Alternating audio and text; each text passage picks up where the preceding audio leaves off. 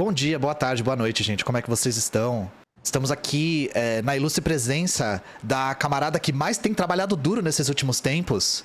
É a camarada Mainara. Vocês já devem ter visto ela. Qual lugar? Sim, porque ela está fazendo uma tour por todos os lugares. O que eu já queria aqui manifestar o meu mais profundo respeito, porque assim, qual lugar você ainda não foi, né, Mainara? E hoje você mesmo estava me falando que você tem 87 compromissos.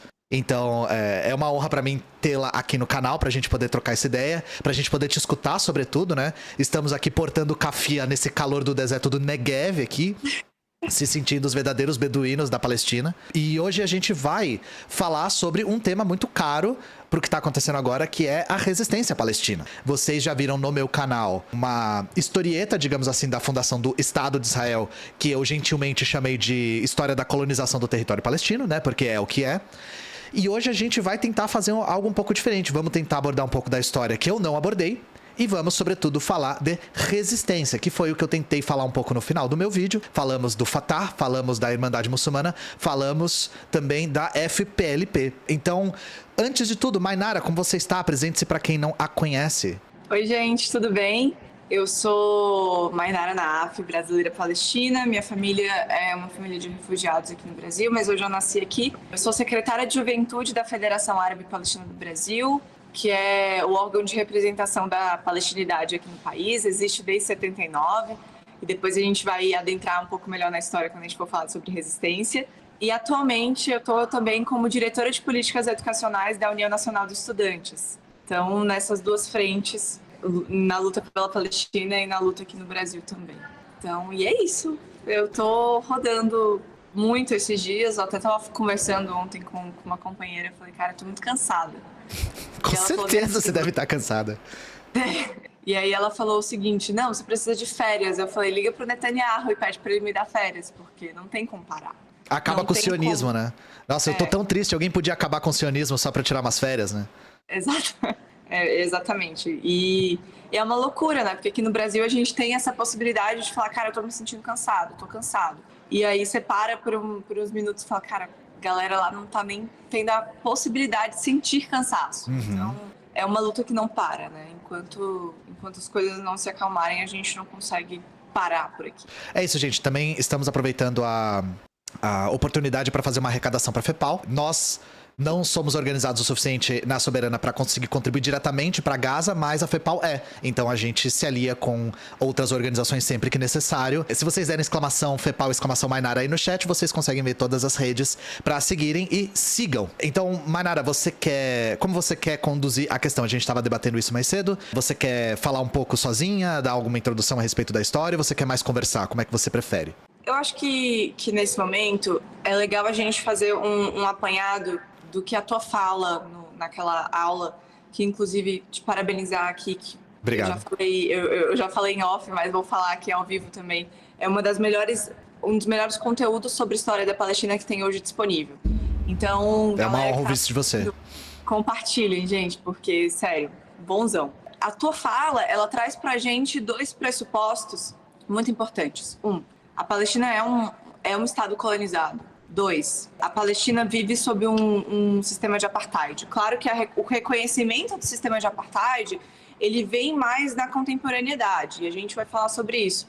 Mas você já traz esses traços do apartheid, por exemplo, quando você fala sobre a proibição do casamento interracial, que foi uma das primeiras leis promulgadas em Israel. Então, a gente já traz essa compreensão. Eu queria trazer um outro ponto que a gente pode falar um pouco mais na frente, que é o que está acontecendo agora na Palestina não é guerra. O que está acontecendo na Palestina agora é genocídio, é massacre, é limpeza étnica. E as coisas têm que ser nomeadas. A gente está vendo nesses últimos dias, principalmente com as falas do Lula ontem, uma crítica muito incisiva da mídia sobre o conceito de terrorismo sobre o Estado, né? Então, o terrorismo de Estado. Na verdade, o que a gente precisa falar é sobre como esse conceito está se desenvolvendo agora.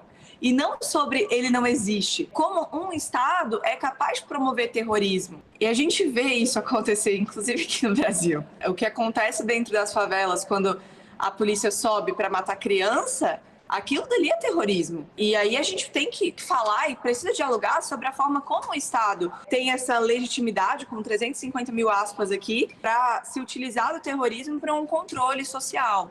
Então, a gente precisa falar sobre isso. Essa fala ontem do Lula foi muito importante, acho que foi um posicionamento, o início de um posicionamento mais claro do Brasil, e a gente também pode falar como que o Brasil, a importância do Brasil se posicionar nesse momento, mas é interessante que a gente sempre, a partir dessa aula que você nos deu e dessa possibilidade de a gente evoluir no debate, começar a adensar melhor, falar sobre como a resistência, não apenas a resistência do povo palestino, mas a união das lutas dos povos oprimidos do mundo, podem ajudar a Palestina nesse momento. Desde 2019, aqui no Brasil, a gente, da juventude palestina, tem levantado uma frase muito forte, de muito poder, que é o seguinte: as armas que matam os corpos negros aqui no Brasil são as mesmas armas que matam os corpos palestinos na Palestina. Porque o Brasil já comprava armas de Israel em 2011, Sim.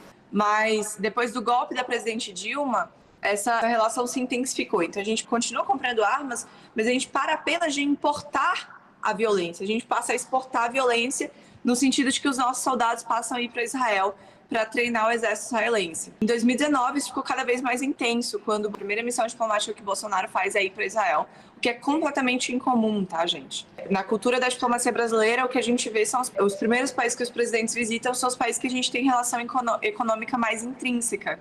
Então, a gente vai para a China, a gente vai para a Argentina, para os Estados Unidos, enfim, para Angola, para outros países que não Israel, né, que é um país que a gente tem uma balança negativa, uma balança econômica negativa. Mas, enfim, Bolsonaro foi e lá ele assinou vários acordos, mas os principais acordos que a gente tem que falar nesse momento são os acordos de cooperação militar, o acordo de cooperação na área de inteligência e o acordo de cooperação na área de segurança. A gente até viu que o governo Bolsonaro deu uma espionada aí na galera. Esse software que foi usado para espionagem era um software israelense. Então, é preciso que a gente faça essa união das lutas para que a gente compreenda como que o Brasil, importando o sistema de apartheid, está fazendo com que cada vez mais a população negra nesse país seja segregada, fazendo com que cada vez mais a violência paire sobre corpos não brancos aqui no Brasil. Então, acho interessante que a gente fale sobre isso hoje aqui. Claro. E acho que a gente pode ir fazendo esse bate-bola de perguntas. Acho que a galera fazendo a pergunta e tentando entender como a gente consegue aqui no Brasil combater cada vez mais o sionismo, a ideologia racista e que prega a segregação racial. Então, uma coisa que eu falei no meu vídeo, eu acho que vale a pena a gente retomar para começar essa conversa, é que a história do século XX é, essencialmente, a história do colonialismo, de povos colonialistas e povos colonizados. E é uma pergunta muito pertinente falar o que a gente tem a ver com a Palestina, por que nós brasileiros deveríamos nos importar com a Palestina. Porque a luta dos palestinos é a luta dos brasileiros, porque a luta dos brasileiros e palestinos é a luta dos povos colonizados. Mas onde a gente é colonizado? Isso é uma coisa importante da gente pensar. A gente já não se emancipou da nossa colonização? Não. É aí que a gente estava conversando isso em off, inclusive eu achei muito bom que você levantou esse tema. O que a luta palestina tem a ver com a luta brasileira? O Brasil é um país segregado. O Brasil é um país que tem uma colônia interna. E você falou de violência de Estado, Mainara. Para nós marxistas, o Estado é um aparato de organização da violência. Então, a ideia de terrorismo de Estado, ela é um pouco não nova, né? Porque o Estado em si já é um aparato de organização da violência. Então, se existe organização da violência, existe o uso dessa violência. E para nós marxistas, o uso dessa violência é para a supressão de uma classe em benefício da outra. Aqui no Brasil, onde que a gente vê essa colonização? Você já pincelou um pouco disso na sua fala. Na segregação racial que nós temos no Brasil e na segregação geográfica. Entre asfalto e favela. Entre periferia e centro. Isso é a maneira, inclusive, como as Panteras Negras enxergavam os guetos nos Estados Unidos. Eles enxergavam os guetos como colônias internas. A polícia, dentro das periferias e favelas, faz o papel que o exército israelense faz na Palestina. É um papel de opressão, de monitoramento, de isolamento, de controle econômico e social. É o mesmíssimo papel, tá, gente? Por isso que tem tudo a ver. E a gente consegue superar essas coisas através da união dos povos colonizados. Porque a nossa força está nos números, a nossa força está na nossa organização. A gente pode não ter o aparato estatal nas nossas mãos, a gente pode não ter a maior máquina de guerra já vista pela humanidade sob controle dos colonizados, né? Tá na mão dos colonizadores, mas a gente tem uma coisa que eles nunca vão ter, que é a maioria. Simples assim. O que a gente pode falar hoje que eu acho que pode enriquecer essa ideia, Mainara? Vamos falar um pouco sobre apartheid, que é uma coisa que eu não falei no meu vídeo. Uma das coisas que os sionistas gostam muito de rebater é que Israel não é um estado de apartheid. E todos os argumentos que eles dão são completamente mambembes, são argumentos que não colam. Você quer começar falando por que a gente chama o Estado de Israel de um estado de apartheid? Vamos lá. Prendendo o cabelo aqui pra gente lidar com esse calor. Sim. Que nesse sistema capitalista que a gente vive, com certeza esse vai ser o verão mais frio daqui pra frente. Aproveitem o frescor, né? Porque a gente tá daqui pra frente é só pra bravo. Só pior.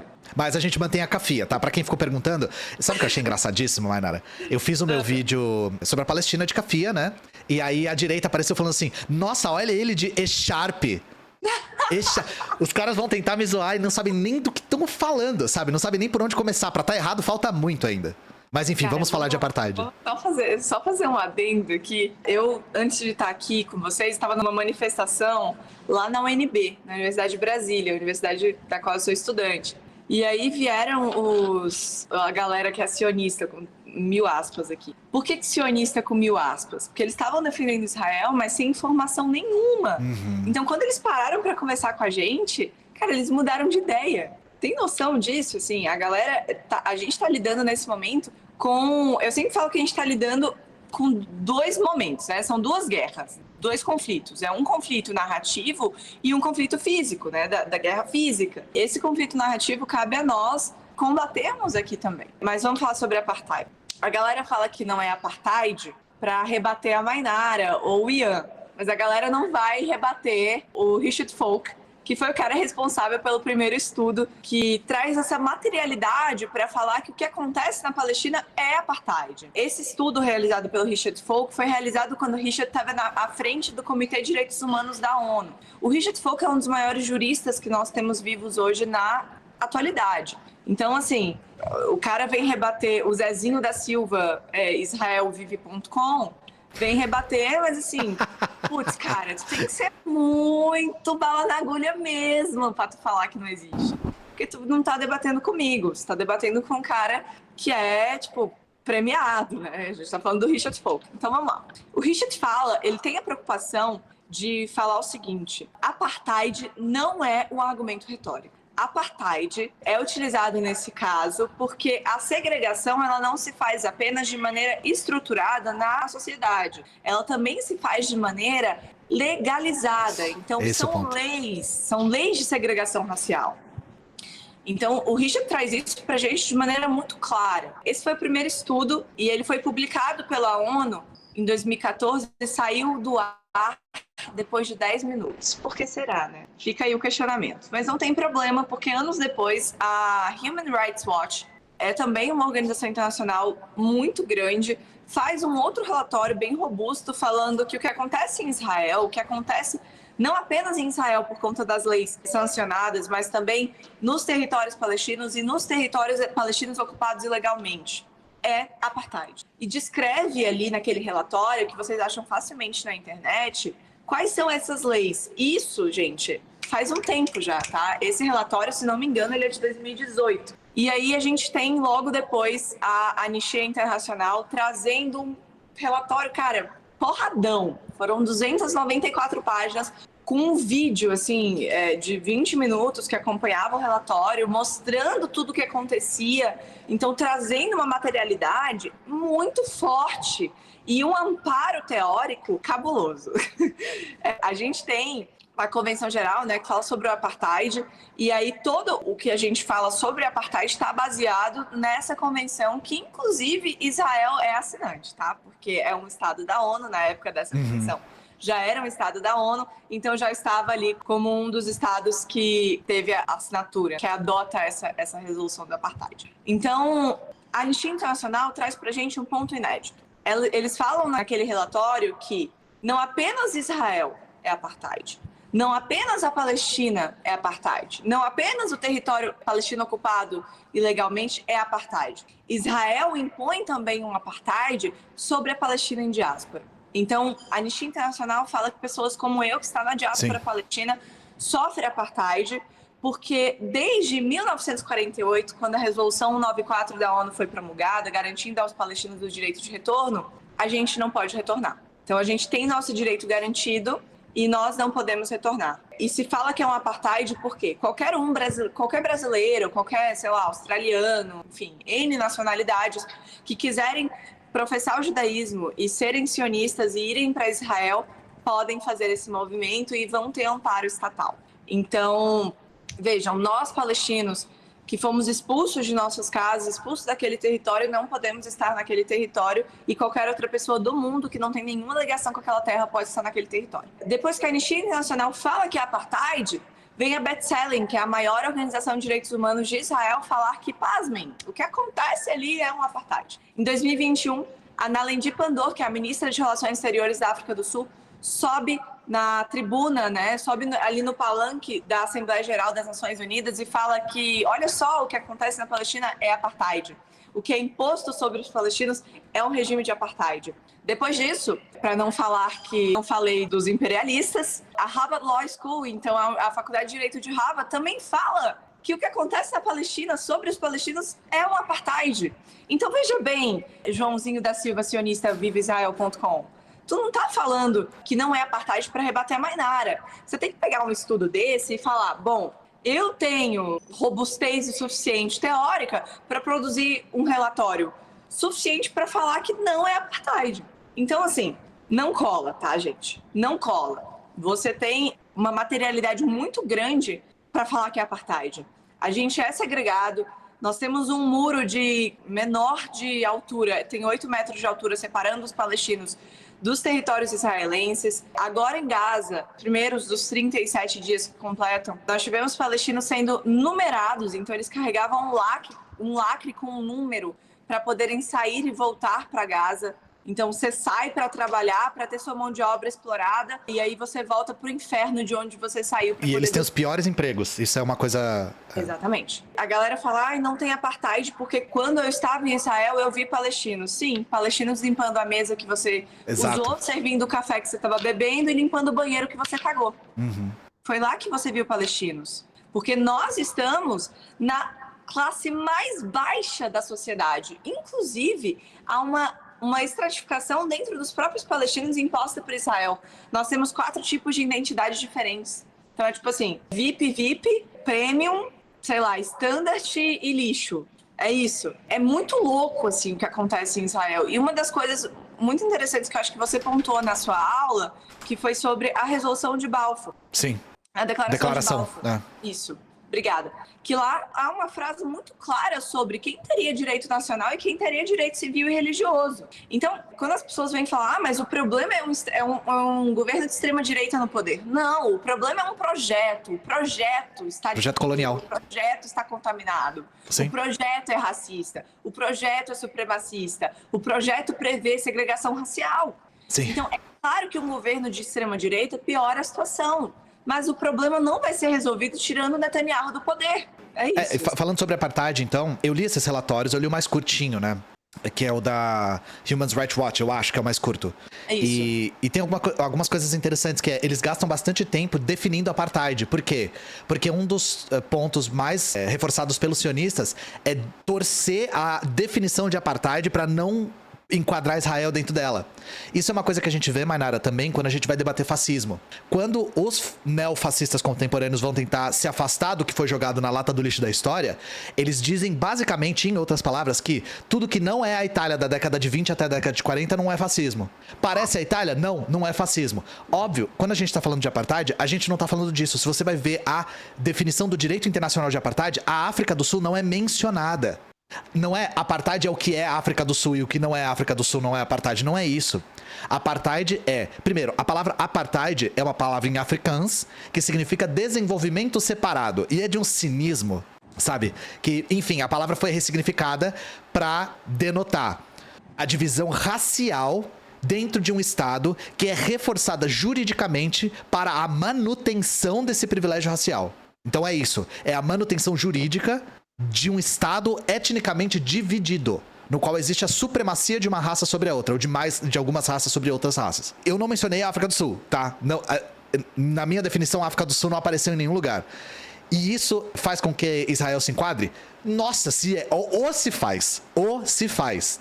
Só que, eu vou falar uma coisa, Mainara. No futuro, eu vou fazer eu costumo evitar fazer conjecturas, mas no futuro, defender Israel vai ser tão difícil quanto defender a África do Sul. No futuro, falar do que está acontecendo em Israel agora vai ser que nem mencionar o apartheid, vai ser uma unanimidade internacional. Nós estamos do lado certo da história. E isso será jogado na lata do lixo da história, tal qual o apartheid sul-africano foi, tá? Tal qual o colonialismo foi por muito tempo. Pelo menos o colonialismo na retórica, não na prática, mas na retórica. Isso é importante da gente falar, porque eu queria te fazer uma pergunta para você que acompanha mais a militância no geral, não só na internet, mas no geral. Você acredita que a gente tá conseguindo vencer a guerra narrativa?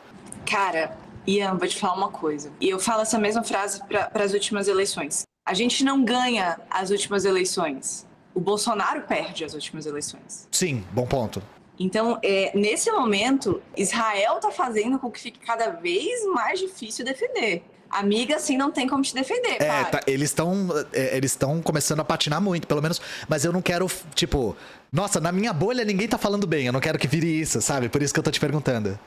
Olha, é claro que não dá para falar que a gente está dominando a narrativa ainda, porque há uma expectativa, assim, de que a gente tenha 30-30, né? 30% pró-Palestina aqui no Brasil, pró-Palestina de verdade, 30% pró-Israel de verdade e 40% da população para disputar a opinião pública. Tá, sim. Essa é uma pesquisa que eu recebi nos últimos dias, mas não é uma pesquisa publicada.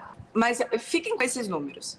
Não tem como falar que a gente está dominando a narrativa, mas a gente tem a capacidade agora de fazer com que cada vez mais eles percam a narrativa, com que cada vez mais fique difícil, com que cada vez mais seja impossível apoiar 6 mil crianças mortas. Sim. E eu digo que 6 mil crianças, porque nós temos nos dados oficiais 5 mil crianças mortas, mas nós temos mais de 1.000 crianças sob escombros, que muito provavelmente perderam a vida.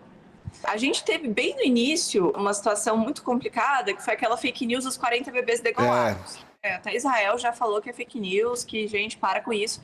E até hoje a gente tem jornalista indo para a Rede Nacional, indo para a Rede Globo falar que sim, aconteceu, que é verdade, que BBB, blá blá blá. E agora nós tivemos 39 bebês que morreram, de bebês prematuros, que morreram asfixiados por falta de oxigênio, porque o hospital de Al-Shifa estava sendo bombardeado. E a gente não vê a mesma comoção. Nós não vemos a mesma comoção porque há uma estratégia, isso faz parte da propaganda de guerra, de desumanização. Então você bestializa aquela pessoa. Quando a gente olha para o racismo, uma das frases mais incisivas do racismo e mais terríveis que é chamar pessoas pretas de macacas, de compará-las com um animal. Com o animal, sim. Exato. Nós, palestinos, estamos nesse momento, e aqui vale a pena citar a Carla Zambelli, que fez isso e demonstrou pra gente maravilhosamente bem, estamos sendo demonizados, estamos sendo bestializados, no sentido de que não tem problema morrer 39 bebês, são todos terroristas. Potenciais terroristas, são ratos, né? Exatamente. Quando a Carla Zambelli faz aquele post colocando os palestinos como terroristas, o que vem na minha cabeça são as propagandas nazistas associando os judeus. É idêntico. É idêntico, é a mesma coisa. Exatamente, se vocês procurarem na internet, vocês vão ficar chocados. E fica cada vez mais parecido, é bizarro, fica cada vez mais próximo. Então a gente vê palestinos, olha isso, a gente vê palestinos sendo numerados em Gaza. Cara, surreal, Sim. Surreal. A última vez que a gente viu uma população inteira sendo chamada de animal e sendo bestializada dessa forma, falando que todos merecem morrer, eu falo pra vocês onde é que foi, Segunda Guerra Mundial, Holocausto. A gente viu onde que deu. Então, esse ponto da gente conseguir fazer com que as pessoas olhem para trás, vejam o que aconteceu e o que está acontecendo nesse momento é muito importante. As pessoas agora, há uma narrativa de pintar o Hamas como terrorista e, portanto, todo o povo palestino como terrorista. Uhum. Mas vejam bem, o Hamas nasce em 87. Se vocês quiserem, a gente pode adensar nesse assunto. O Hamas nasce em 87.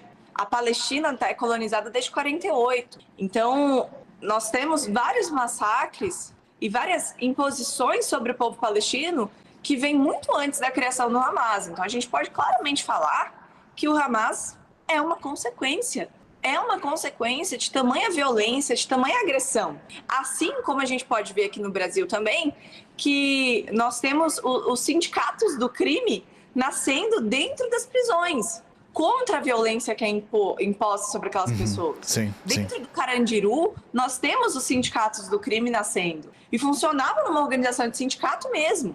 Então, tudo isso que a gente vê hoje, não só na Palestina, mas também no Brasil, são formas em que as pessoas encontram também de resistência. Porque, no final, morrer calado é muito difícil, gente. Ser massacrado calado é algo terrível.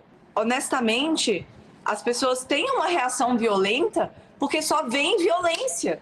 Eu pergunto para vocês, se vocês aí do chat acham que depois dessa situação toda o Hamas vai acabar. Como é que deve estar a cabeça de uma criança agora que perdeu pai, perdeu mãe, perdeu a família inteira, passando sede, passando fome? Então, assim, é uma loucura o que as pessoas estão falando. É uma loucura, e, enfim. Esperar racionalidade e frieza de pessoas que sofrem há mais de um século uma limpeza étnica. E assim, se a gente for falar do Hamas, né? O Hamas é uma resistência controlada por Israel também. Israel fez de tudo para direcionar essa revolta que eles sabiam que ia acontecer. Porque, novamente, foi o que você falou, ninguém morre quieto. Eles fizeram toda a revolta ser direcionada para um grupo fundamentalista islâmico para criar o inimigo perfeito. Porque criar uma resistência que fosse laica, que fosse democrática, que fosse política, que fosse internacionalista, ia ser muito difícil de enviesar opinião pública, sobretudo internacional. E assim, a guerra ao terror caiu como uma luva para essa questão. A guerra ao terror veio num momento muito propício para Israel conseguir controlar a opinião pública acerca da limpeza étnica de Gaza, sobretudo de Gaza. E assim, gente, o que eu fico mais impressionado com essa história toda é, mesmo com o inimigo perfeito como o Hamas, que mesmo o Hamas que eles combatem não é um Hamas que existe, tá? É uma caricatura do que é o Hamas de verdade. Vale a pena a gente falar disso também. Mas mesmo com esse inimigo perfeito, Israel não tá conseguindo manter a narrativa. Israel tá começando a perder a narrativa da mesma forma que a África do Sul do Apartheid começou a perder a narrativa também. Então, eu acredito... Aí é uma outra pergunta, né, Mainara? Você acredita num revés pra essa história? Porque eu particularmente acredito.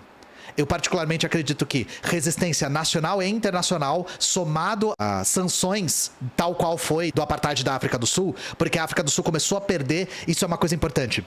Sanções só funcionam quando o país sancionado é um aliado. Sanção contra a Rússia, que sempre foi um inimigo do imperialismo estadunidense, não funciona. O que aconteceu contra as sanções da Rússia? Nada. Não fez absolutamente nada. Agora, sanções contra países aliados funcionam. Sanções contra um país como Israel, que é um país aliado, ia funcionar. Sanções contra um país que era aliado, como a África do Sul, funcionaram e funcionaram muito. Porque isso tem um impacto gigantesco na economia deles. Então, eu acredito que a gente está caminhando para a direção dessa soma de fatores, tal qual foi o apartheid da África do Sul, conseguir causar um revés. Eu, particularmente, vejo isso não de uma maneira tão fatalista. Como que você enxerga a situação? Ian, deixa eu te falar uma coisa. Eu estive numa mesa em uma universidade federal esses dias, e aí um camarada que estava na mesa virou para mim e falou o seguinte: não tem jeito pro povo palestino. Então, eu não acredito nisso. Vocês vão todos morrer. Ele virou para mim e falou isso. E ele justificou isso porque a família dele era uma família colonizadora em Angola. Ele falou, porque minha família perdeu tudo na colonização. Então, esses processos não dão nada pro povo. Eu falei pra ele, mas querido, você não era o povo. Você perdeu tudo que não era seu. Então, as pessoas têm uma visão, assim, muito complicada sobre o processo que o povo palestino vive. É importante falar pra vocês, pessoal, que sinônimo de resistência deveria ser palestino. Uhum. Porque nós estamos resistindo há 75 anos. Eu pergunto pra vocês acham que as pessoas que estão em Gaza nesse momento, vendo o mundo cair em cima delas, tendo que fazer cirurgia sem anestesia, amputação sem anestesia, passando fome, passando sede, vão desistir? Honestamente. Você falou de escolha, né? De escolha de descansar. Não tem essa escolha. Fala, não decidir que eu vou morrer. Você acha, gente? Ninguém morre quieto. É isso, assim. E aí, uma coisa que nós, palestinos, passamos para o mundo inteiro. A palavra de ordem é boicote, desinvestimento e sanções. Segurem a barra aqui, porque lá a gente está segurando. Uhum. Faz 75 anos que a gente está segurando a barra. Mas agora nós estamos num momento tão crítico, Porque o Likud sabe, o Likud, que é o partido de extrema-direita do Netanyahu, sabe que essa oportunidade agora é a oportunidade perfeita para o que eles chamam de solução final. Olha que nome estranho, né? Alguém já viu isso por aí. Que é o que eles estavam tentando fazer desde 48 e só não deu pra fazer, sabe? Exato, não é uma questão de que eles não quiseram fazer. No final das contas, Ian, nós palestinos temos um defeito genético terrível, né? É inquebrável. A gente não se dobra. Sim. Nós resistimos e resistimos e resistimos e resistimos e resistimos de todas as formas possíveis, como dá. Então, até a cultura que a gente passa para o nosso filho que está aqui no Brasil é resistência. Sim.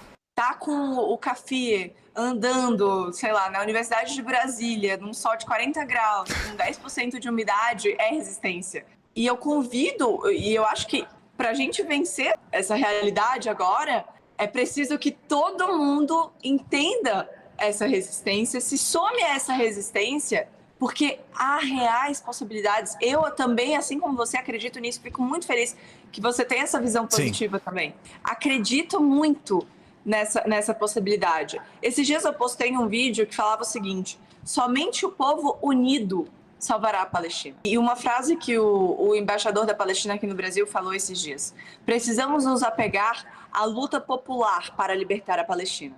Eu concordo com você, eu acredito nisso também. Eu acredito então, que a gente tem um horizonte, sabe? Sim. A gente se unindo nesse momento, há real possibilidade de que nós viremos o jogo. Nós realmente viremos o jogo. Porque nunca antes se falou tanto sobre Palestina. Nunca antes se falou tanto sobre o que acontece com o povo palestino. Então é um momento em que a gente precisa entender como um momento chave para que façamos um levante. Sim, com certeza. E aí eu queria te fazer uma pergunta também. Se as pessoas doarem para a FEPAL, como é que esse dinheiro é usado? Então, ontem chegaram 32 palestinos aqui no Brasil.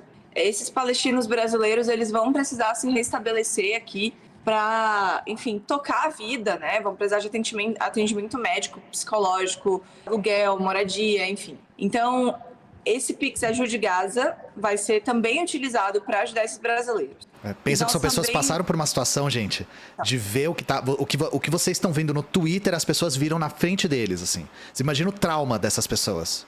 Então, a gente vai direcionar esses recursos para ajudar essas pessoas e nós também direcionaremos recursos para a Palestina. Entendi. Então, através desse Pix você consegue ajudar, nossa, muito mesmo. Que a Mainara também tá viajando o Brasil inteiro, no meio da onda de calor também, né? Tendo que aguentar a onda de calor, espalhando essas ideias. Eu acho que essa ideia de que a gente tem a capacidade de resistir, eu digo, a gente, falando como nós todos povos colonizados, né? Nós todos representantes dos povos colonizados, temos a capacidade de resistir, sim. E eu acho que espalhar essa mensagem é importante, porque os palestinos não têm escolha. Eles não têm escolha de desistir agora. A gente não vai ver o que tá acontecendo agora acabar tão cedo. Foi o que você falou, nunca se falou tanto da Palestina. Eu confesso pra você que quando eu vi o que aconteceu, eu imaginei que ia ser mais um caso de conflito acontece na Palestina e depois de uma semana ninguém mais fala sobre. Não foi o que aconteceu. E pra te falar a verdade, a primeira semana pra mim foi a semana mais difícil, porque nós, palestinos, sabíamos muito bem a gravidade da situação e aonde nós iríamos, aonde tudo isso iria levar. Então, naquela semana eu me preparei pro pior. Assim, foi um momento em que eu tirei força de não sei da onde para poder fazer, porque eu sabia o que estava por vir, eu sabia que a situação não seria legal e não seria bacana. Por quê? O que você viu de diferente nessa situação que você imaginou que fosse... Eu vou te contar uma história. Teve uma vez na cidade da minha família, a cidade da minha família é um dos únicos locais, assim, na Cisjordânia, que tem uma piscina de água natural belíssima. Um dia, né, de acesso a essa piscina é fechado apenas para os israelenses, como um local de turismo mesmo. Então o exército vai lá e fecha só para os israelenses irem, porque a gente não pode frequentar o mesmo espaço que eles. E aí um dia, uma pessoa de fora da cidade achou que era uma boa ideia colocar um explosivo no caminho. E aí uma pessoa morreu, um israelense morreu. Isso culminou em 2 semanas de ocupação militar na cidade, dezenas e dezenas de casas invadidas. Cara, umas 50 pessoas foram presas. Eu tenho primos que até hoje estão desaparecidos e várias pessoas morreram. Então, entenda. Sim, uma morte para 50 prisões Umas 10 pessoas morreram, 2 semanas de ocupação militar, entraram em todas as casas, vasculharam, destruíram as casas por dentro. Ainda tiveram algumas casas que eles pintam com um X, que é para falar o seguinte: essa casa vai ser demolida. Então é para vocês entenderem a proporção. Nós, que estamos acostumados a viver isso, infelizmente, quando vimos aquele primeiro momento, a gente sabia que algo muito ruim viria. Muito ruim, muito ruim. Foi isso que deixou, assim, a gente já se preparando para o que vinha de pior, né? Uma coisa muito bacana que eu gosto de falar é sobre essa comparação de Shaperville com Gaza, né? Shaperville foi um massacre que teve na África do Sul, onde 68 pessoas foram assassinadas. E esse massacre foi o ponto de start para que as pessoas, para que o mundo começasse a olhar para a África do Sul, para o que estava acontecendo na África do Sul com outros olhos. Eu acho que nós estamos vivendo exatamente esse momento, vendo o que está acontecendo em Gaza. Eu acho que é um ponto da história em que nós precisamos enxergar como uma obrigação humanitária que os palestinos e não palestinos se levantem contra o primeiro genocídio televisionado da história. Com certeza, sim. Então, eu acho que mais do que uma live apenas, isso aqui também é um chamado para militância. Um chamado para que vocês conscientizem as pessoas que estão ao redor de vocês e chamem principalmente para o rompimento dos acordos militares com Israel, aqui por parte do Brasil. Com certeza, isso sim. Surgiu uma pergunta no chat, eu vou responder. Eu sei que a maior parte das pessoas que estão assistindo já sabem disso, mas eu vou responder porque nunca é suficiente reiterar. Não somos contra judeus. Não somos contra judeus. Nenhum de nós é contra judeu. Ninguém nesse chat é contra judeu. Ninguém da esquerda revolucionária é contra judeu. Nós somos irremediavelmente contra os sionistas. Nós somos anti-sionistas. Ah, mas e o sionismo de esquerda? Não existe sionismo de esquerda, tá? Não existe sionismo de esquerda. O sionismo da época da Nakba era, teoricamente, trabalhista, de esquerda. Não existe sionismo de esquerda. Agora, muitos judeus são da classe trabalhadora e fazem parte da mesma classe que nós. E muitos não têm absolutamente nada a ver com isso. O sionismo não é um projeto judaico, é um projeto colonial que usa o judaísmo como retórica. É só isso, tá? Então eu já falei isso 1000 vezes e eu tô reiterando. Se você quiser entender o que é sionismo, aí tem o meu vídeo no canal longo, que eu tenho um trecho lá que eu só explico qual que é a origem do sionismo. Eu só queria... Deve ser um inferno ser judeu anti-sionista, eu concordo com o camarada no chat. Então, só queria reiterar isso que você falou, Mainara, do que aconteceu na cidade da sua família, me lembra aquela fala de eu não lembro quem era o cara, e nem vale a pena falar o nome dele também, de um deputado de extrema-direita lá do Knesset falando: cada vida israelense, cada vida judaica vale 1000 vidas palestinas, né? E a gente vê que isso não é só uma fala, eles tratam dessa forma mesmo. Uma coisa muito clara aqui, Ian. Para nós, povos do sul global, não tem diferença nenhuma entre republicanos e democratas, tá? Sim, nossa. A política para fora é a mesma. É a mesma. E a mesma coisa eu falo para Israel. Não tem diferença nenhuma se uma pessoa que se diz de um partido supostamente de esquerda senta na cadeira. A única diferença é que eles não vão ficar falando que esse tipo de coisa que esses caras falam da extrema-direita. Mas a ação é a mesma. Eles vão matar a gente da mesma forma, vão segregar da mesma forma, porque esse é o projeto. E eu acho que pra gente falar de judeus antisionistas, eu queria fazer uma indicação aqui. Nós temos o Breno Altman, que é o fundador do Opera Mundi. Ele é um judeu antisionista, de família que inclusive que foi vitimada na Alemanha nazista e que luta incessantemente contra o Estado sionista. Inclusive já trouxe grupos como a Naturikata, que fala sobre como o sionismo pode ser antissemita, dentro do canal dele. Então procurem isso, vão lá na Opera Mundi, vão atrás desse conteúdo, porque é muito bom. São judeus antisionistas falando sobre esse tema com muita propriedade. Então recomendo a todo mundo que tem essa dúvida, e reforçando mais uma vez a fala do Ian, que o judaísmo e sionismo são coisas extremamente diferentes.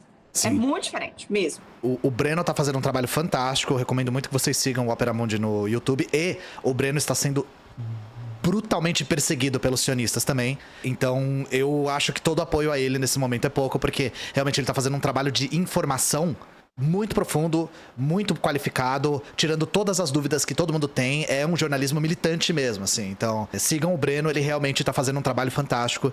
E todos nós que trabalhamos com informação na internet, estamos cada um contribuindo com uma parte para que a gente consiga disputar pelo menos esse espaço informativo, esse espaço narrativo. A gente falou um pouco do Hamas, falamos um pouco de apartheid, essa coisa de sionismo de esquerda, que nunca é demais também falar sobre como isso não é verdade, essa coisa de sionismo, tem diferentes tipos de sionismo, foi o que a Manara falou. Pros palestinos, todos vão ser colonialistas, todos. Muda um pouco a velocidade, muda um pouco a retórica. A retórica muda bastante, na real, né? A maneira como eles falam sobre. Mas a prática sempre é a mesma. Ah, mas o de esquerda assinou os acordos de Oslo. Beleza, o que os acordos de Oslo trouxeram para os palestinos? Redução de pauta, enfraquecimento do Fatah e a segunda intifada. Legal, né? Nossa, que maravilha. Foi uma experiência única, né, para os palestinos. Chega a ser até pior porque é mais cínico. Pelo menos os revisionistas são explícitos. Eles falam com todas as letras que acham os palestinos todos ratos, filhos das trevas e que vão todos matar. Pelo menos fica mais claro, né, para todo mundo. Não é isso. Eu acho que a gente teve, inclusive, um cara aqui do Brasil que se diz sionista de esquerda, que foi uma daquelas pessoas que assinou a carta contra o padre Júlio Lancelotti. Quando ele foi perguntado no Twitter sobre o que ele faria nessa ocasião, ele respondeu o seguinte: faria a mesma coisa que o Netanyahu está fazendo, apenas contrataria uma assessoria melhor. Pronto. Cara, Didático. Sabe? Eu vou também fazer uma dica. Você falou do Breno Altman. O Breno debateu com um sionista de esquerda. Foi um massacre. Eu não sei se você viu isso, Mainara. Não vi. Foi um massacre. Não, ele macetou o cara. Ele macetou o cara porque não tem o que falar, gente. Não tem o que falar. Não existe isso. Não dá pra sustentar uma ideia de sionismo de esquerda. Não dá pra sustentar uma ideia de colonialismo de esquerda. Isso não existe. Sim. Pelo amor de Deus. Tô dando uma olhada aqui no chat e tem bastante perguntas sobre solução. Posso trazer isso, então? Claro, fica à vontade. Seguinte, sempre que eu vou falar de solução, eu começo dizendo que o Ocidente tem um erro histórico. Tem vários erros históricos, vou começar por aí.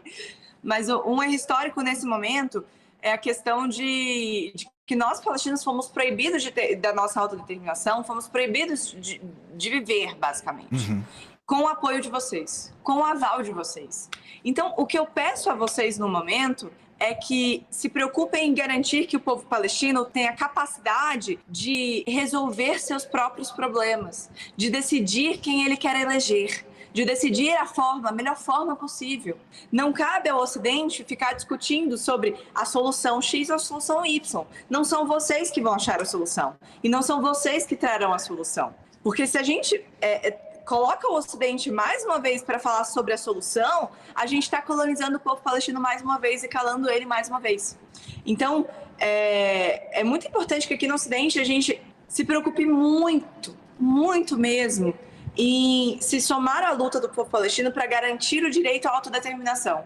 Mas essas questões, deixemos com que o povo palestino resolva. Uhum. Entendamos que o povo palestino é sim um povo civilizado, é um povo educado e é um povo que tem condições de decidir sobre o seu próprio futuro. E que o Ocidente não deve ficar discutindo sobre qual é o futuro desse povo, que há 80 anos... há pouco mais de 80 anos, não tem direito de resolver suas próprias questões internas. Isso que você está falando é tão certo, Mainara, que aparece nos textos dos maiores teóricos do colonialismo, tipo Frantz Fanon e o M. Césaire. O que eles dizem é que os ocidentais enxergam os colonizados como eternas crianças. Enxergam os colonizados como sempre imaturos. Você vê isso na boca de sionistas, falando... Isso é uma coisa... Tem certos pontos que os sionistas levantam que ferve o meu sangue de verdade. E um deles é falar... Gaza era muito melhor quando Israel tinha ocupado ela. Meu Deus, eu quero morrer quando eles falam isso. Porque é basicamente dizer... O povo palestino não tem maturidade para se autodeterminar. São eternas crianças que não conseguem eleger seus próprios representantes, não conseguem se organizar, são animais. Gente, pelo amor de Deus, tá? Essa é a retórica colonialista desde sempre. Desde a do res nullius, assim. Desde a época do... Essa terra aqui é ocupada por povos incivilizados, então ela não tem dono. Porque essas pessoas aqui sequer têm capacidade de entender o que é propriedade, sabe? Isso que a Manara tá falando é importantíssima. Não subestimem a capacidade de todos os povos colonizados de se autodeterminar, tá? A autodeterminação dos povos é fundamental e não existe povo que sabe melhor o que é melhor pra si do que ele próprio. Não existe. A gente não sabe o que é melhor para os palestinos. Eles sabem. A questão é, eles não têm o ferramentário para se autodeterminar. Eles são cercados por todos os lados. São segregados de todas as formas. E isso que você falou de também os palestinos em diáspora sofrerem apartheid é importantíssimo. Porque a gente tem, se a gente for pensar no apartheid, nós temos, segundo o relatório que eu li, por exemplo, nós temos 4 tipos de palestinos segregados. Nós temos os dentro de Gaza, nós temos os dentro dos Bantustões da Cisjordânia, nós temos da Jerusalém Oriental e nós temos os em diáspora. Cada um desses tem um regime jurídico diferente. Cada um desses é segregado de uma forma diferente. Todas igualmente violentas e todas igualmente eficientes para tolher a autodeterminação dessas pessoas. Isso tudo tá nos relatórios que são feitos por, francamente, braços do imperialismo. Todo mundo sabe que a ONU é um braço do imperialismo. A Anistia Internacional e a Human Rights Watch muitas vezes cria relatórios pró-imperialistas. Então, para vocês verem como a narrativa é tão insustentável, ela é tão difícil de segurar, que até os órgãos que são usados como linha auxiliar do imperialismo não conseguem dizer que não é apartheid, não conseguem dizer que aquele povo não está sendo etnicamente limpo, não conseguem dizer que existe qualquer sombra de igualdade jurídica entre palestinos e israelenses. Não, eles não conseguem, nem esses relatórios conseguem. Por isso que eu acredito que eu não sou muito fã da história como mestra da vida. No sentido de nós aprendemos com a apartheid da África do Sul, então a gente sabe o que vai acontecer com a Palestina. Não acredito nisso, a história não se repete. Se ela se repetisse, a gente estaria no departamento de exatas e não de humanas. Mas eu acredito que a gente consegue observar isso acontecendo agora. A gente consegue observar, aos poucos, uma série de países que frequentemente são alinhadíssimos com o imperialismo, começando a ficar com a posição mais ambígua a respeito da Palestina. Sim. Talvez por um prospecto de que isso aqui é insustentável. Porque esses regimes são insustentáveis. Eles são difíceis de sustentar a longo prazo.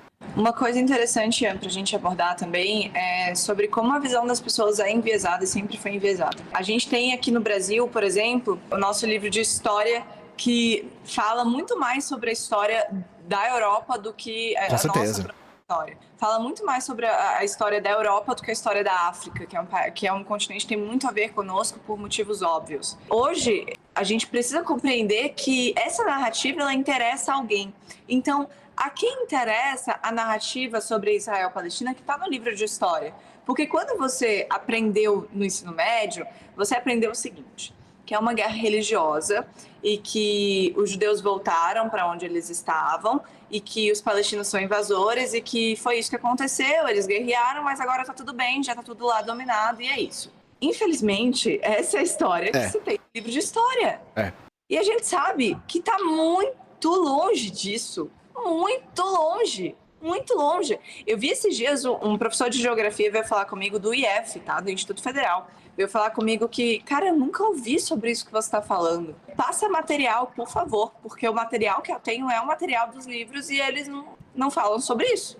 Sim, é chocante, né? É chocante. Então, assim, no final das contas, eu até entendo quem acredita que 40 bebês foram degolados, porque a gente está sendo pintado como genocida, como terrorista há tanto tempo aqui no Ocidente, que não fica difícil para as pessoas acreditarem que coisas terríveis como essa foram cometidas, sabe? Sim. Então, é preciso também que a gente decolonize o ensino nas escolas, decolonize a visão, né? E decolonize a nossa mídia. Porque o que a gente vê hoje é uma mídia corporativista que é controlada por 4 grupos de comunicação mundial e que pintam e bordam em cima daquilo que querem que seja dito, sabe? A gente teve esses últimos dias a Renata Lopretti, por exemplo, falando em rede nacional que se morrem mais crianças em Gaza porque as mães têm mais crianças. Cara, chocante a retórica de não falar que se morrem mais crianças em Gaza porque tem bombas caindo em cima da cabeça delas é terrível. É algo que realmente, cara, absurdo. Então, a quem interessa todo esse discurso, sabe? É preciso que a gente faça o movimento de follow the money. Porque quando a gente faz esse movimento, cara, tanta coisa se revela. Com certeza. É brutal. Não, e a gente pode falar sobre como Israel é esse ponto de conflito e que o Ocidente quer controlar por uma série de questões econômicas, sabe? Controle de gasodutos e do extração do petróleo da região, controle do canal de Suez, que é uma coisa que o Egito sempre usou para chantagear politicamente todas as guerras que aconteceram. Então, esse tudo é muito profundo, sabe? E aí, para vocês verem como o capital passa por cima de qualquer tipo de lógica humana. É uma máquina de moer pessoas, assim, para ser autovalorização. O capital, ele faz a humanidade se dobrar para sua valorização. E os povos colonizados sentiram isso na pele, né? Sentiram isso na própria carne. Mas aí, eu gosto de salientar isso. Uma das coisas que nós marxistas gostamos muito de fazer é nunca parar na análise, sempre falar de resistência, falar de avanço, de avançar as nossas políticas. O que eu e a Mainara fazemos muito nas redes é fazer essa disputa contra-hegemônica. tentar apresentar o lado contra-hegemônico. E uma coisa que nós vimos na Soberana, Mainara, é que você falou da mídia corporativista, né? Só que hoje, com a internet, a gente consegue ter uma margem de manobra que a gente não tinha antes. Isso é uma das coisas inéditas. Claro, não vamos achando que a internet é um espaço sem dono, aberto, amplo para disputa de igualdade do livre mercado das ideias. Não é isso. Mas a internet possibilita uma margem de disputa que a televisão não possibilita. Na televisão, se você não tiver o aval dos grandes veículos, você não fala. Ponto final, sabe?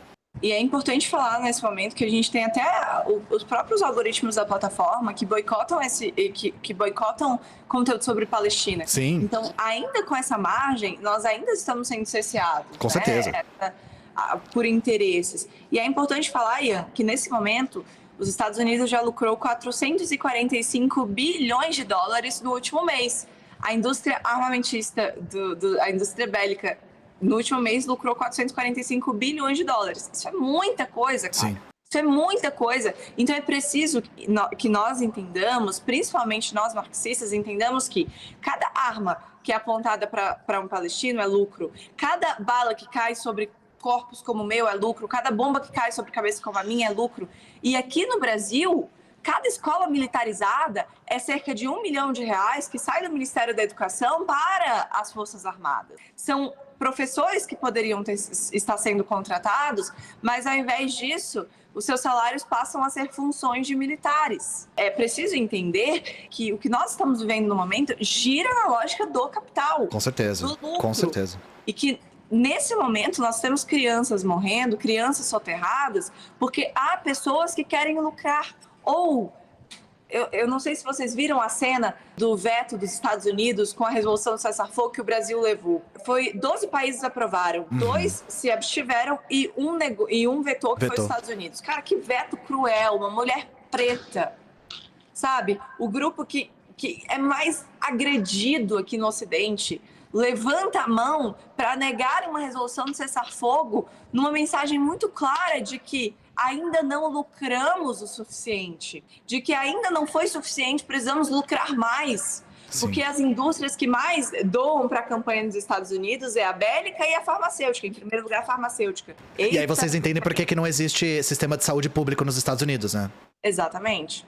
Exatamente. Vocês entendem de onde vem isso, né? Não é loucura. Não é porque os estadunidenses são malucos. É por conta de indústria, é por conta de capital. E assim, algumas pessoas ficaram intrigadas quando eu falei que a ONU é inútil. Mas pra que serve a ONU se os Estados Unidos têm poder de veto? A ONU, no final das contas, ela tem um objetivo muito claro. Não é garantir a paz do mundo, De jeito nenhum. Não é garantir o direito dos povos. A ONU nasce para garantir que não haverá outra grande guerra. E que a ONU é um organismo para buscar os interesses daqueles que venceram a Segunda Guerra Mundial. Então, aqui a gente está falando de Estados Unidos, França, Inglaterra. Nós estamos falando de países ocidentais. Nós só temos um país aí no meio que não representa esse grupo, que é a Rússia, né? Na época União Soviética, mas hoje Rússia. Mas que, infelizmente, quando senta para debater com essa galerinha, não tem debate, porque eles são maioria. Sim, sim.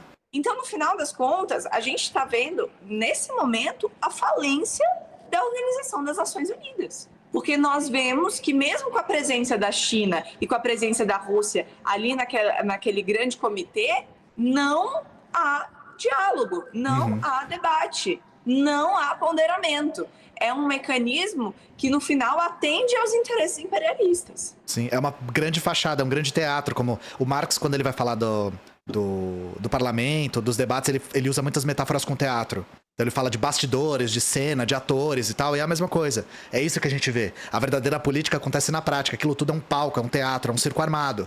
E a gente viu isso na prática. Muita gente ficou absolutamente revoltado com esse veto dos Estados Unidos, vendo que não serve pra nada. Inclusive, agora, recentemente, a gente teve também uma votação de 156 países votando a favor do cessar-fogo. Não foi um negócio assim? Cara, sim, nós tivemos essa votação a favor do cessar-fogo que foi aprovada em ampla maioria. É um completo absurdo. Teve alguns votos contra, inclusive o Paraguai estava no meio. Do nada, né? Era o Paraguai, os Estados Unidos, Canadá, tem um país europeu. Tinha um país europeu contra, não sei se era a Hungria. Eu acho que era a Hungria. A Hungria, zero surpresa se é a Hungria, né? E tinha algumas ilhas, assim, da Commonwealth. E Ilhas Maurício também tava. A Ucrânia Mas não votou, pra vocês terem uma ideia, a Ucrânia não votou contra. A Ucrânia votou a favor. Não, ela votou a favor. Olha que loucura. Votou a favor? A Ucrânia votou a favor. Surreal. Você vê como a situação tá bizarra, né? Bizarro, cara, bizarro. E assim, naquela noite, depois dessa aprovação, a gente teve o maior bombardeio de Gaza desde. Nossa, meu Deus. Então foi uma mensagem muito clara de que estamos cagando pra vocês. E daí, né? Que diferença faz? Se o papai Estados Unidos estiver do nosso lado, vocês podem votar 200 países contra, não tô nem aí. Exatamente. É exatamente isso. Então, é realmente, assim, uma situação em que nós estamos vendo uma ascensão, né? Os Estados Unidos perdendo sua hegemonia através do crescimento da China e dos países do sul global, e que esses países têm uma obrigação agora histórica de evitar uma limpeza, né? Uma limpeza geral sobre o povo palestino. Então... E aí eu acho que tem uma leitura também prática, Mainara, que é... Eles estão se posicionando contra algo que vai ser rechaçado pela história futura. Isso. Não há a menor dúvida disso. Exatamente. Ficar ao lado de Israel agora é como ter ficado ao lado do apartheid sul-africano na época antes do fim dele. E eu acho que eles estão vendo esse prospecto. Eu acho que a questão é bem geopolítica, assim. Exatamente. E uma coisa essencial nesse momento é que o Brasil, é o entendimento de que o Brasil tem um papel muito importante como líder regional nesse processo. Sim. Nós já temos países aqui na América Latina que já cortaram relações, que já romperam relações com Israel, mas nós temos ouvido... Quais foram? A Bolívia eu sei que foi. Colômbia e Chile. Bolívia, Colômbia e Chile? Foi isso? Bolívia também, isso. A Bolívia foi o primeiro. Putz, verdade. Então... O Brasil tem um papel muito importante nesse sentido, porque a gente sabe que a diplomacia brasileira, sendo muito admirada no cenário internacional... Sempre foi neutra, né? Tem essa autoridade para agir e os outros países seguirem a ação. Então, nós temos agora, nesse momento, uma obrigação moral enquanto povo brasileiro, uma obrigação moral enquanto pessoa, enquanto galera que milita aqui no Brasil, principalmente pelos direitos do povo brasileiro e do povo oprimido aqui no país. Então, isso aqui que nós fazemos é um chamado à militância, é um chamado aos movimentos que se somem à luta a favor do povo palestino. Até o momento, a gente viu pouquíssimos movimentos indianistas e pouquíssimos grupos indígenas se posicionando a favor da causa palestina, do povo palestino nesse momento, sendo que quando a gente olha e faz uma comparação, a gente vê a mesma situação de ambos os lados, né? É um povo que está sofrendo há muitos anos, que todo dia sofre uma expulsão diferente e que tem visto nos últimos anos a fome e a sede como arma de guerra. Sim. Então é preciso que a gente reconheça essa unificação das lutas para que a gente consiga lutar não apenas em prol do povo palestino, mas contra os interesses imperialistas e contra os interesses capitalistas sobre essa quebra, né, da vida, sobre a morte, sobre a nossa morte. É isso, gente. Eu acho que o recado tá dado. Mainara, se você quiser recomendar material para estudo mais aprofundado das pessoas, um chamado que eu faço se vocês são professores de escola, de qualquer grau, de qualquer nível, eu acho que é muito importante falar sobre isso agora nas escolas, sabe? Então, se você tem algum tipo de capacidade de trazer isso para as escolas, inclusive se você tiver dúvida a respeito do material, pode perguntar pra gente, a gente fornece o máximo de material possível, mas isso é uma coisa que, observando o chat, vendo o que a Mainara falou, a gente aprende na escola que é um conflito religioso. Que a religião sempre move essas pessoas bobinhas, que, o meu Deus é melhor. Gente, não tem nada de religioso, não tem nada a ver com isso. Geralmente, quando falam que um conflito é puramente religioso, é balela. Geralmente tem questões colonialistas, imperialistas, geopolíticas e econômicas envolvidas. Então, você tem material para recomendar para as pessoas se aprofundarem no assunto e entenderem melhor as dúvidas que elas têm? Eu acho que nesse momento é importante a gente começar lendo autores palestinos. Então, eu recomendo, claro, Eduardo Said. Sim. Uma obra muito interessante para iniciar é A Questão Palestina, do Eduardo Said. Um livro muito importante também que traz um arcabouço teórico para aquilo que você fala na sua aula sobre a revolta palestina é o livro do Kanafani, então a revolta palestina de 29 a 39. uma das coisas, um ponto muito interessante para a gente falar sobre religião ou não e sobre como os movimentos neopentecostais aqui no Brasil têm se unido a essa defesa de Israel é o livro, é um artigo do Ilan Pappé, que é um professor israelense, que se chama A Bíblia a Serviço do Sionismo. É muito bacana esse livro. Sobre a questão da utilização retórica do Holocausto, tem um livro muito bom, que eu, inclusive, acho que tem esse título, deixa eu pegar ele aqui. É A Manipulação da História do Holocausto, algo assim. Deixa eu pegar aqui. Mas eu também quero indicar para vocês um livro do Nur Malasa, que é A Expulsão dos Palestinos, que conta de forma esplêndida como os palestinos foram expulsos, quem estavam à frente, fala sobre o massacre de Deir Yassin. Sim. Uma coisa que... Oi? Você tem alguma indicação? Não, eu ia falar uma coisa que um camarada falou no chat, tem o quadrinho do Joe Sacco, o roteiro desse quadrinho é do Edward Said, caso vocês não saibam. Então, é um quadrinho que é... Bom, se você não quer ler um livro, né, esse quadrinho fala basicamente sobre... Eu acho que ele é pós-Nakba e o Apartheid. É mais ou menos isso, assim. Eu recomendo... Aí, um livro que eu recomendo, porque eu acho ele muito curto e muito didático, é o 10 Mitos sobre Israel, do Ilan Pappé também. Ah, sim. Porque ele é curto. Ele é separado por temas, então você pode ler só o que você tem dúvida. Mas só se somando a todas as dicas que a Mainara já deu. E se vocês forem no meu vídeo sobre a Palestina, tem uma bibliografia selecionada lá pra vocês, tá? Que tem muitas coisas repetidas aqui. Eu nunca li particularmente esse do Hassan Kanafani. Eu nem sabia que ele tinha escrito um livro sobre esse conflito de 29 a 39. Então, fica essa dica também. Essa dica ficou até pra mim, porque eu achei interessante. Hassan Kanafani, militante histórico... Uma bem rápida. Militante histórico da FPLP, marxista-leninista, né? Isso mesmo. Tem um livro agora também que vai ser lançado, e a FEPAL está apoiando esse lançamento, que é 4.000 anos de história. Então, conta a história palestina de fato. Porque Sim. muito que a gente vê são as pessoas... A gente estava conversando no off, né? As pessoas contam a história da Palestina a partir da ocupação da Palestina, a partir da história de Israel. E a nossa história não é a história dos nossos algozes. Nós temos uma história milenar. Então, muito interessante esse livro, essa obra do Malasa, porque ele traz sob um arcabouço antropológico histórico muito forte, como o povo palestino também é um dos berços da civilização.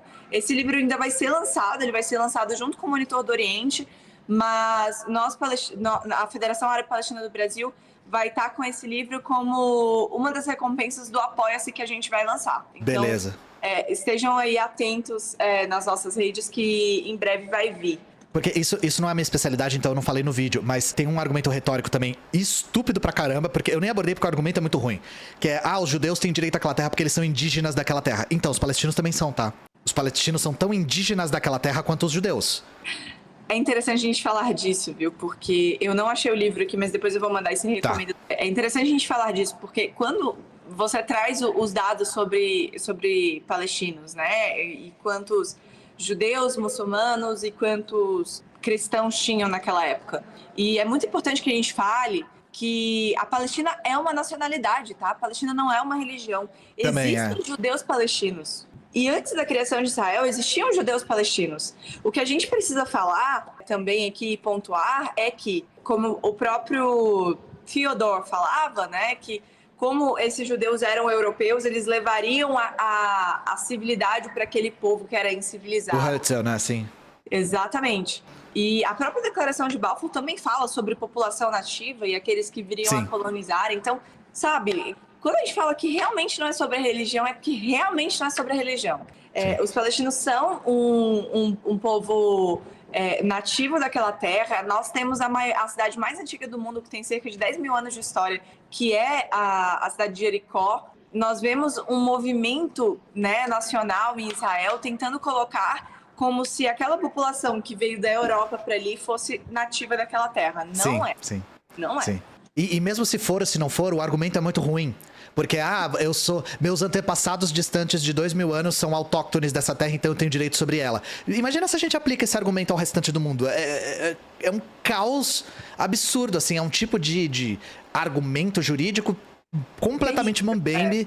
É muito bizarro. Pior ainda quando se usa a Bíblia. E aí fica a dica também do artigo do Ilan Pappé falando sobre a Bíblia. O Ilan Pappé tem um livro mais longo também chamado Imaginando Israel, Imagining Israel. Eu acho que esse não tem tradução para português, mas é sobre essa imagem de criar Israel na cabeça das pessoas antes de criá-la de fato, né? Sim, exatamente.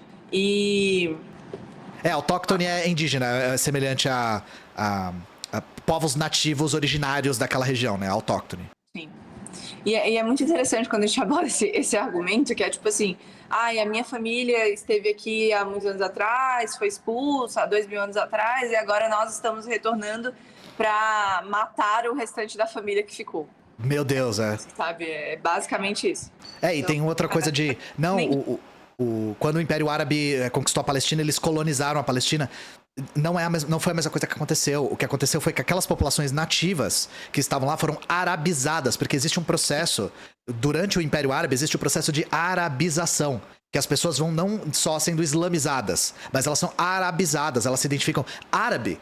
É muito mais uma identidade linguística e cultural do que étnica, gente. O que se chama de árabe vai desde o Maghreb até o Iraque, sabe? É muito amplo, é uma identidade étnica muito difusa, assim. E a própria identidade étnica de judeu é muito difusa. Nós temos Mizrahim, nós temos... Sefraditas, Ashkenazes, Bet Israel, nós temos vários tipos de judeus étnicos, né? E os árabes mais ainda, porque o território é maior. Então, essa população que estava na Palestina, não é que eles expulsaram quem estava lá e colocaram árabes no lugar. A população nativa foi arabizada. Ela começou a ser arabizada com o tempo. Depois de quanto tempo do Império Árabe? 1.500 anos do Império Árabe. Do Império Árabe ter entrado naquele território. Então a questão é, os palestinos são também, e se o argumento for ser indígena, os palestinos também são indígenas dessa terra. Eles não são menos indígenas do que os judeus. Essa é a questão. Mesmo esse argumento, que é um argumento ruim, não é verdadeiro. Sim. Esse é o meu ponto. E já foi feito o que não precisaria ser feito, porque, novamente, é um argumento ruim, mas já foi feito linhas genéticas de palestinos e eles foram traçados até 3.000 anos atrás naquele território. Não são traçados, não é do tipo, nossa, nós vemos que a maior parte dessas pessoas não estavam aqui antes do século VII. Não é verdade isso. Isso não é verdade. Então, novamente, mesmo se esse argumento for usado, ele sequer é verdadeiro. Sim. Só tô reiterando porque é uma coisa que eu não falei no meu vídeo, né? Como é um assunto muito longo, você fez um vídeo muito bom de 2 horas, né? Uma aula de 2 horas e a gente não conseguiu ainda... Tu ainda parou nos anos 70. Não, e nem falei a história toda até o momento que eu falei. Eu pulei muita coisa também. Sim. Então é um assunto que tem muita dúvida, que gera muita dúvida nas pessoas, porque agora, somente agora, nós estamos falando sobre a história do povo palestino. E nós estamos falando sobre a história do povo palestino porque no dia 7 de outubro, israelenses morreram. Então... Isso é muito trágico, Exatamente. Então, nós palestinos estamos morrendo há tantos anos e nós só temos a chance de falar sobre a nossa própria história quando israelenses morrem. Então, é muito complicado isso. E então, eu entendo... Esse debate ele não termina aqui. Eu recomendo a vocês que procurem outros materiais. Nós temos vários livros, vários vídeos explicando. Eu publiquei um vídeo muito bom falando sobre essa questão econômica e sobre os interesses financeiros. Foi um vídeo em collab eu, Yves Bruxelles, Caleron e Roncalha. No Insta, né? Isso, foi no Instagram. Vejam esse vídeo é muito bom. E compartilhem esses conteúdos. Esses conteúdos são...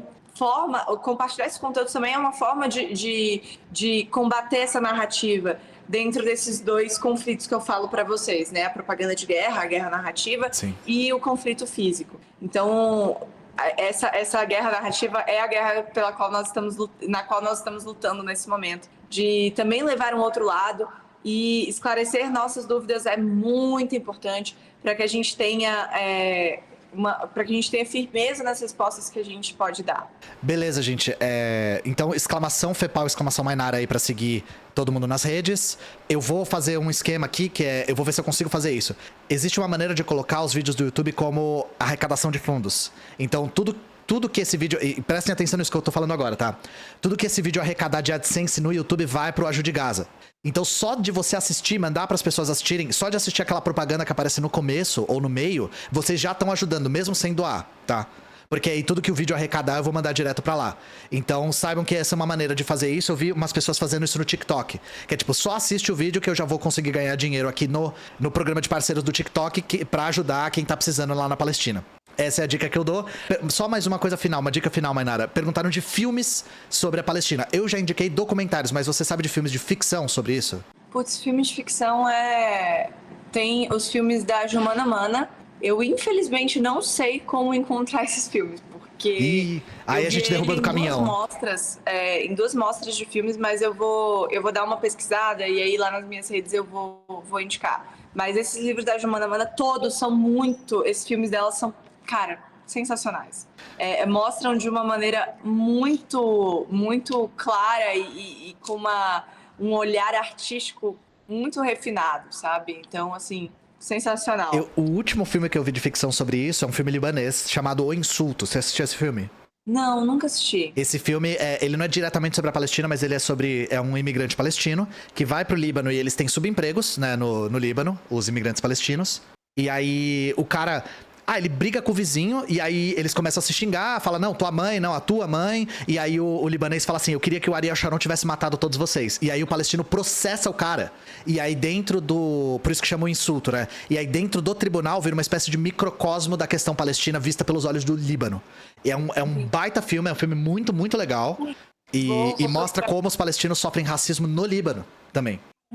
Recomendo esse filme, O Insulto. É o último filme, eu não consigo lembrar de outros que eu tenha visto de ficção. Eu gosto mais de ver documentários. Vou recomendar de novo o documentário que eu até usei no meu vídeo, que é o Al-Nakba, da Al Jazeera, que tem legenda em português. Então, é um documentário de 3 horas, que tem muito arquivo e muito depoimento de palestino que sobreviveu à Nakba. Então, até um documento primário muito bom. Beleza? Você chegou a recomendar 5 Câmeras Quebradas no YouTube? Tem livro. Não conheço. 5 Câmeras Quebradas já que a gente tá falando sobre resistência, ele fala da luta diária de o povo de uma cidade, que, se não me engano, é Misera Shalkia, que fica na Cisjordânia. Que ele relata a luta diária do povo daquela cidade, das manifestações que eles fazem periodicamente. É um filme, um documentário muito bom. E 5 Câmeras Quebradas, porque... Vou explicar o porquê das 5 câmeras quebradas, Sim. não tem spoiler, tá? Porque os soldados israelenses quebravam as câmeras para que eles não pudessem gravar. E é exatamente o que a gente está vendo agora em Gaza. Eles cortam as comunicações para que a gente não possa cortar a luz, cortar a internet. Então, ver esse documentário é muito bom. Nada mais vestir a carapuça e ser acusado que impedir as pessoas de filmarem, né? Tipo, quem não deve não teme, né? A gente só tá impedindo todo mundo de filmar e transmitir informação. Tô perguntando aqui onde comprar o café. Eu vou indicar uma loja, porque... A minha é de Jericó. A minha veio de presente de uma pessoa que visitou Jericó. Ai, que lindo! Então, eu não... A loja que eu tenho aqui, porque é a única loja que eu conheço que importa realmente da Palestina. Sim. A minha assim, aquela genuína mesmo. Porque a pessoa que foi pra lá sabia que eu sou todo comunistinha, né? E ia querer alguma coisa dos palestinos. Aí, mais adequado impossível, né? Chama Palestine Store. Beleza. Eles sempre doaram todo o lucro deles. Então Palestine. Palestine Store. E vocês encontram várias coisas lá. Eles doam o lucro dele para instituições palestinas. Mas é isso, gente. Mainara, obrigado pela sua disponibilidade. Bom trabalho essas próximas semanas, porque o trabalho não para. E hoje mesmo eu vou publicar esse vídeo no YouTube, então eu vou te marcar, fica de olho lá, vamos divulgar pra todo mundo. E, novamente, o recado só de assistir o vídeo no YouTube vocês já estão ajudando, tá, gente? Desliguem o adblock, por favor, sabe? Nunca pedi nada. Beijo pra vocês, beijo pra você, Mainara, e vamos para o tio João agora. Obrigada, gente. Tchau, tchau.